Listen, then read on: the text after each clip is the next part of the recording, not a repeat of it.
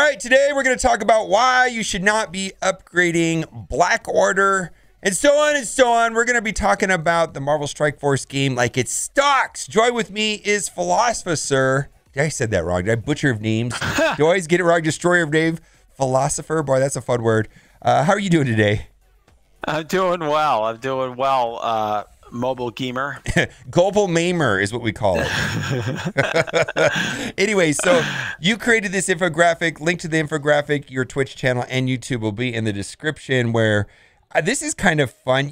I have a background in this, so I highly enjoy this format right here. Tell me what the thinking is of this infographic. Yeah, look, when you buy a character, it's like buying a car off the lot. As soon as you drive your new, brand new car off the lot, it goes down in value, right? These things, the power creep slowly ekes down the value of these characters over time. And when we get news in the game, some characters go up in value, some go down. And so the idea is just to watch the trend so you know where to invest your resources. All right, let's start with the trending up. And I believe these are the three biggest no-brainers I've seen. Well, two of them are no-brainers, but trending up, XFactor, you are all about Longshot, right? I mean, you said yes. He's like one of the top, three characters in the game? Characters. Top two characters? Two. You think he's the second best character in the game next to Doom? Yeah, I do. I'm pretty convinced. Yeah, and I know that you've got them maxed out and you just run over them. And the idea there is that the Longshot and Shatterstar together right now have kind of like Symbiote 2.0 is kind of the way the synergy kind of reminds us of the way Symbiote Spider-Man and Carnage was before we've got Anti-Venom and Scream, right? That's what you're thinking, right? Yeah, I mean, and they have, I think, more potential because the symbiotes, they got all this turn meter when they got people down in health. Well, these guys get turn meter when you crit, so you can crit 20 times. You can only get somebody down to health, low health once. So a lot of potential, and there's all these rumors from Tana and others that more XFactor on the way this month. So wow, right? Yeah, it's gonna be insane. And the idea is if 2's good, how would 3 be, and how would 4 be? Especially because if every single member on the team is getting turn meter every turn, it's just going to stack and almost be a logarithmic curve, right? Rather than it's going to be quite amazing. All right, so XFactor's on the way up. They're not farmable. Actually, they're not fountainable. I think they might hold on to those. Actually, I have a feeling they're not going to make them readily available. If I was to guess, they're just that good, right? I agree. Those are going to be characters you're going to have to buy those ridiculous 50 shards for $30 offers. Right. Sad but true. Now, Ultron, the problem with Ultron is that he is single target damage and he's kind of been power creeped out. It seems like he just tickles when he does his ultimate into somebody. Red Stars is a solution to that. They mentioned in the post last week that there's going to be a third new currency on Red Stars, the basic Red Stars, to eventually get upgrade materials to upgrade Ultron. That means Ultron's going to be back at the top again, right? I mean, that's all he needs really to be top form, right? Absolutely. If you've ever used Ultron in balanced PvP, you see how good he is. And now the summons are going to be. Yes, that's it. Because he's like the best character in balanced PvP easily because he doesn't have to deal with you having Red Stars. It's all balanced out, right? It's great. Correct. Exactly. So this is going to be, you're going to have 7 Red Star minions. It's going to be insane. So I think everyone's going to be upgrading their Ultron. If you were hesitant to take him up in gear, I think, you're going to have to think about him right when you finish DD4. Okay. Now this third one is not as obvious and I'm not completely sold on these two. So sell me on Red Guardian and Night Nurse. Let's go. All right, I've been running on my stream. I've been running full lane clears of the Doom Raid, and that's where the developers say you're going to get Blue ISO. Like we talked about before, Blue ISO is the new Red Stars. This is going to be the way to get an edge on your competition. And when I run these nodes, Red Guardian is by far the best character in the skill nodes. There's not a lot of good skill characters, and I have 3 different people who have upgraded Night Nurse, and they say she's awesome. Yeah. And she and Red Guardian together enabling you to get through those skill nodes. Okay, and I don't know if we're talking to the same 3 people. I'm guessing not. I guess we're talking to one of the same 3 people, but I have at least 2 people telling me the exact same thing that have gone very heavily on Night Nurse, and they're claiming that Night Nurse is the real deal, matched up with Red Guardian. Boy. Okay, trending down. Now this top one, I've noticed a lot myself, and I think this mostly has to do with Beast going to the XMen team. Would you say that's it? Yes, absolutely. Were you saving that offense up on Phoenix, offense up on Cyclops? They just don't punch through. I actually had a timeout a week or so ago against Mercs in War because I just could not punch through enough without that offense up. So I definitely think losing Beast is going to take them a notch down. Yeah, this makes me a little bit sad, a little bit that the original X-Men are just very. Boy, it's like almost like I gotta find an easy team, a punch across or something, and it's like, oh, I mean, I've got footage of getting stomped by a solo Doc Ock, with Phoenix just can't hang with him, right? It's kind of horrible. It's the same thing. Phoenix can't really hang with Ghost either. Like on a 1v1 situation, it's really, really weird how a single character like Ghost or Doc Ock can change and make the team go a different direction. Symbiotes now. Boy, I someone called me out yesterday on streams. Like, you said, what do I need a second raid team? I'm gonna go on to say this, that my 650k powered symbiotes are about as effective as my 350k powered X-Men team. Is that about right? I mean, it seems like they're night and day different. I agree with that. I mean, there are people who are clearing all of U7.5 with X-Men that are under 400k. Yeah. You just can't do that with symbiotes. Look, I have a huge symbiotes as well. Mine are like 645k, something like that. They're great, but X-Men do the same thing at a lower cost. Now, obviously, in the Doom Raid, there's a bio section. They're great in the bio section. They're great for DD4. I'm not saying they're worthless, but their stock's a little down. That's all. Yeah.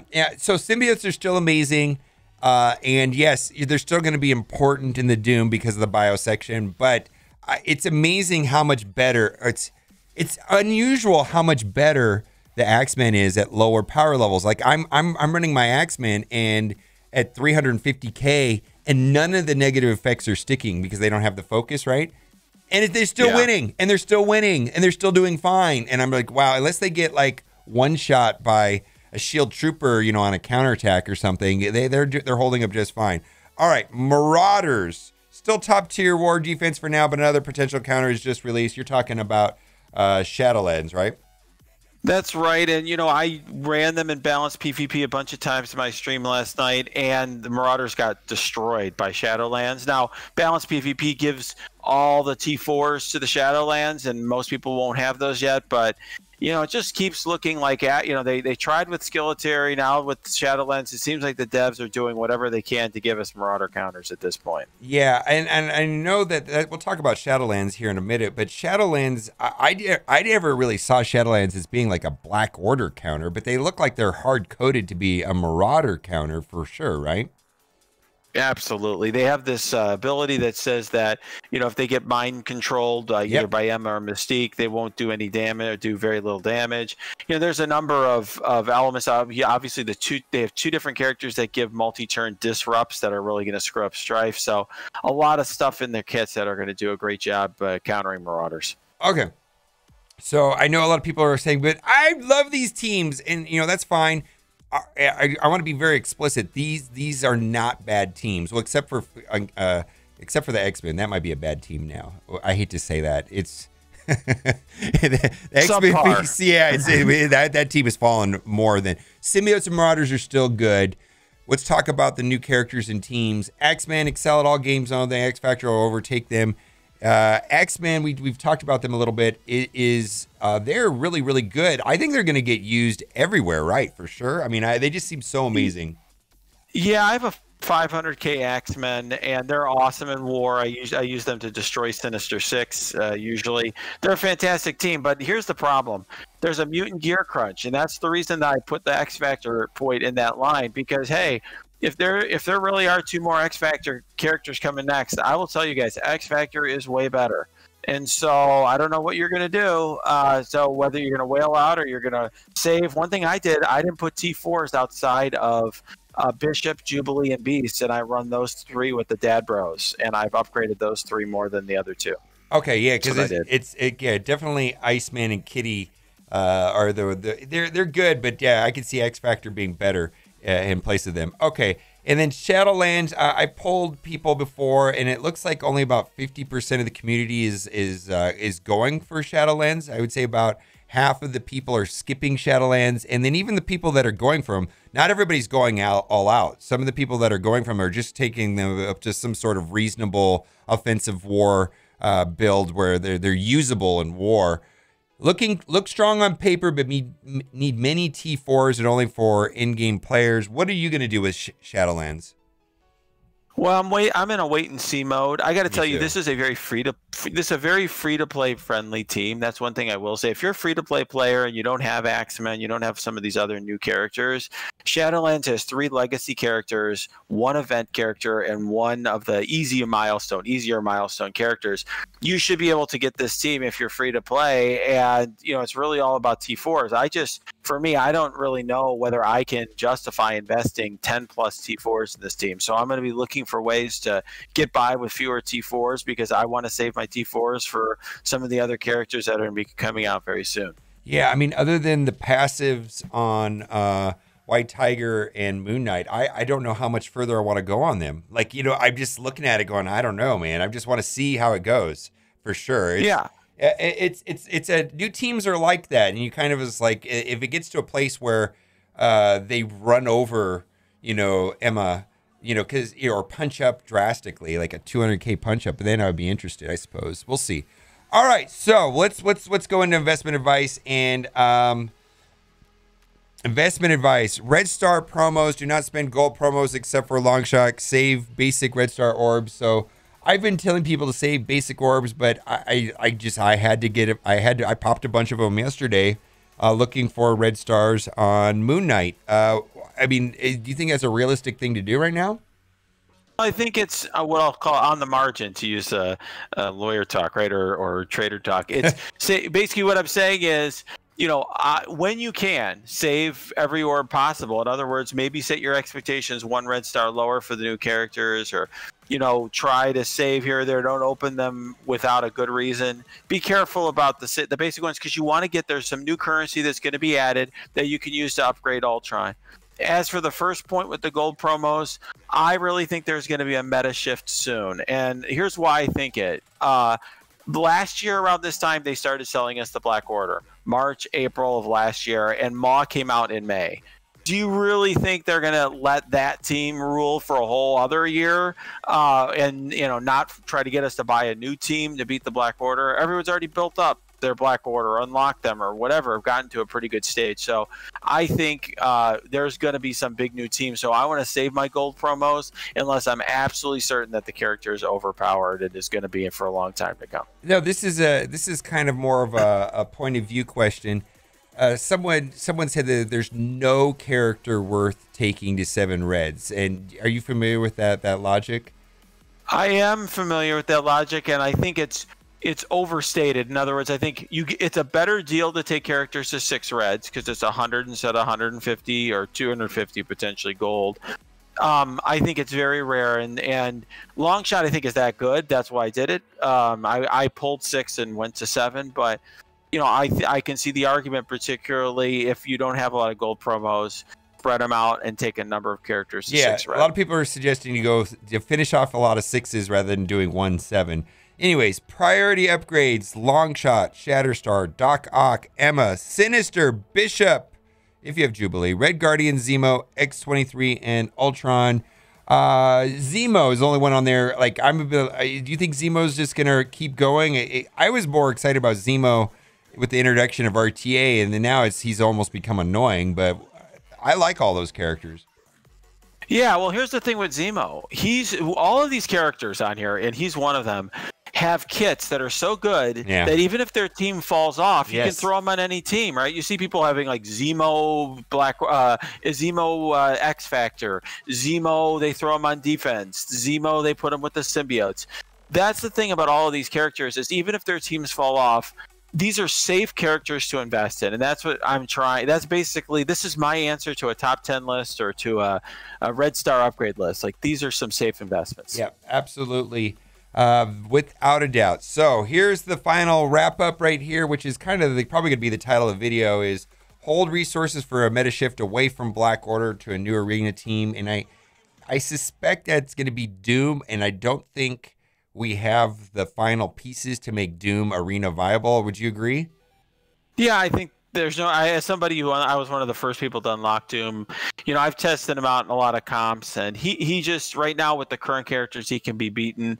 But yeah, I mean, you may be right. They may just introduce some characters that hook onto Doom and make Doom way better. And then of course, if you unlock Doom, you're going to want to get those characters. So that would make sense to me. Yeah, I mean, and the rumor that keeps floating out there is that Silver Surfer is going to basically unlock the full potential of Doom. Because Doom, at the end of the day, is the best standalone character. It's just that, you know, Black Order has to be in its entirety is very good, right? But you can't break Black Order apart. And so then there's these hybrid comps that definitely can beat Doom. It's kind of interesting, right? It's actually kind of fun if you think about it like that, right?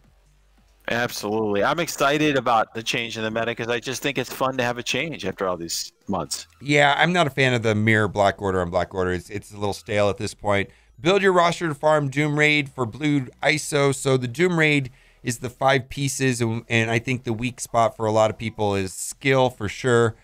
Farm extra green ISO in case you need a level 5 green ISO to... Do you think they're going to do that? Farm? Oh, come on. It's Scopely. Come on now. This is like, think of what if green ISO is like green gear? They make you do all the green gear to get blue. I like to assume that the developers are going to do something like that. But you know how steep it is to go from 4 to 5. I mean, I feel like a character comes out day 1 and I can drop him in at 3, right? And if a character is like dominant in arena or alliance war, I can take him to 4. Getting them to 5, man, it's like putting a red star gold promotion credits, man. You got to be very specific. Like, I'm only putting them on my DD4 characters. I just can't be. I don't have enough resources to do it anywhere else. Does that make? I mean, yeah, I get it. They're going to loosen it up a little bit, but think about this. Let's say in my arena, I'm the first guy to get blue ISO, and I trick my team out, and no one can beat it because my characters have 20% more damage or something. Then everyone's going to be rushing to farm green ISO. So my point is, farm it slowly now, and store it up and be ready to go.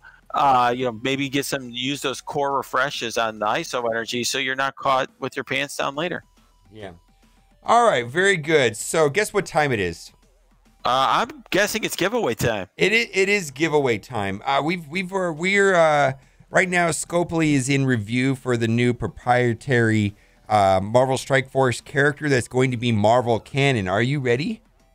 I can't wait to see it. I really hope you like this video today, because if you're in luck, you will be getting... I really hope you like this video today, because if you did, you're in luck. For every single person that likes this video, you will be getting for free in your account, not a 7-star, but an 8 red star Sergeant Bottleneck.